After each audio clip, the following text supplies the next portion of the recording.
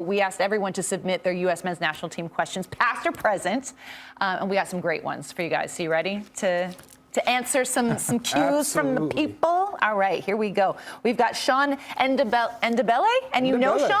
I know Sean. You used to work with Sean? Yes, for the New England Revolution. That's wild. He's in the front office. He's got a question. Yeah. How important is it for the U.S. men's national team to perform well during Copa America this summer? And what are we going to define success at this competition?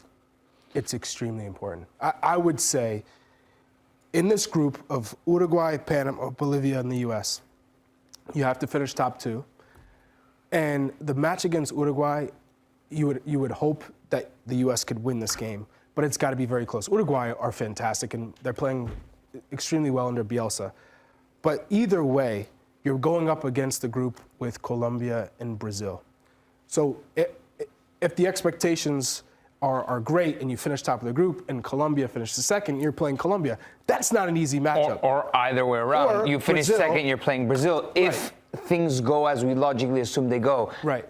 Winning, just say you lose against Uruguay, you win the other two games, you finish second in the group. And you lose against Uruguay, and then you get your marquee win against a Colombia or a Brazil. Is that good enough to define success? I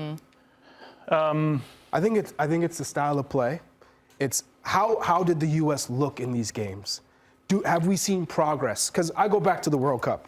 I don't think anyone expected the U.S. to play as well as they did in the World Cup. Given that the whole mantra was young team, no experience. Everyone stepped up, in my opinion. It was you left that World Cup with a positive feeling, a hopeful feeling. Hopeful. Yes. What do you mean? Yeah. They did. Because they didn't overachieve, but they didn't underachieve. So I was left as a young group, I think, to get out of the group the way they did. And yes, the Holland game was a little bit of a letdown, but I think the England game, the way they approached it, the way they played it, I was left hopeful. Now, can it be better than that, this Copa America? Can you show me growth? That's what I'm looking for. Yeah, I'm with you on the World Cup, right? Because I still look at that Netherlands side and I think, how many of our guys start on that Netherlands team, right? If you go look at it man for man. So I'm okay there. The Copa America for me is the time that they need something signature. I don't care if it's Brazil. I don't care if it's Colombia. We keep talking about Mexico matches being that signature win. I mean, we did this 20 years ago. The U.S. Yeah. We did this 25 years ago. There's a reason why this 2-0, this didn't start like 5 years ago. This started for years. So I'm okay that they've beaten those teams. Obviously, it's the one team I don't want to lose to is Mexico. But Greg Berhalter has to take this team now to the next step. And I don't know that we've seen that just yet. I don't think we've seen a game where we've put our foot on the pedal and all of these guys that are playing at Milan and Juventus and, Gio was at Borussia Dortmund, but now in the Premier League, you get my point, right? All of these guys that are playing everywhere, like, where's the next step? And I think that's Greg Berhalter's challenge. And the next time he has an opportunity to show that he can do that as a manager, for me, is Copa America. I have a question, again, just thinking and visualizing the path, because there's a possibility you win the other two games, you lose to Uruguay, and then in the quarterfinals you lose to Colombia or Brazil. But you made it out of the group. It's bare minimum, Nico. That's the bare minimum. That is the bare minimum. Okay. But again, it's the style of play. Were they creating chances? Were they dangerous? Was it close? Did you feel that the U.S. were in the game the whole time? Or was this an absolute blowout?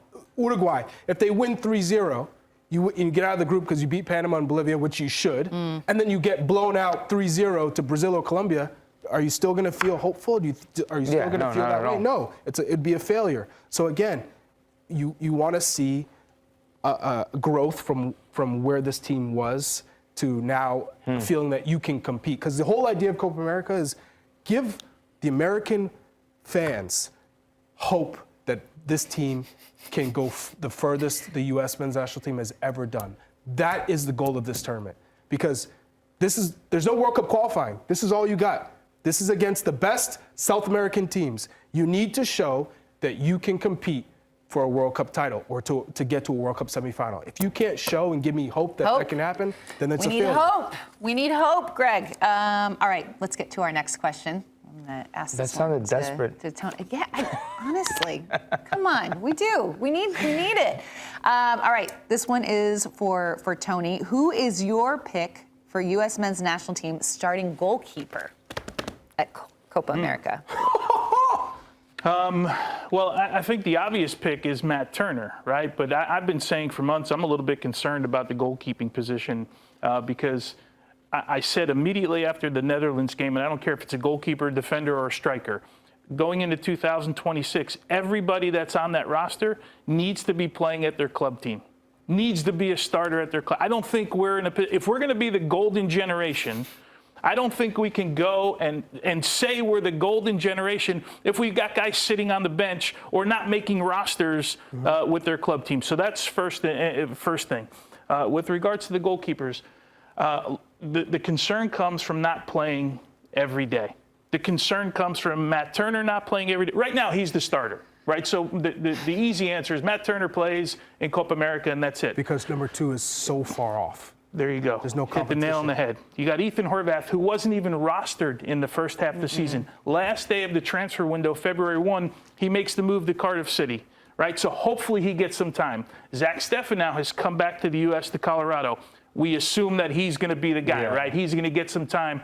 I don't know how he's going to develop. He hasn't played for a while. Yeah. Right. I mean, what does it really look like for Zach Steffen? How rusty is he? I'd like to see the storyline be that he gets back to the national team.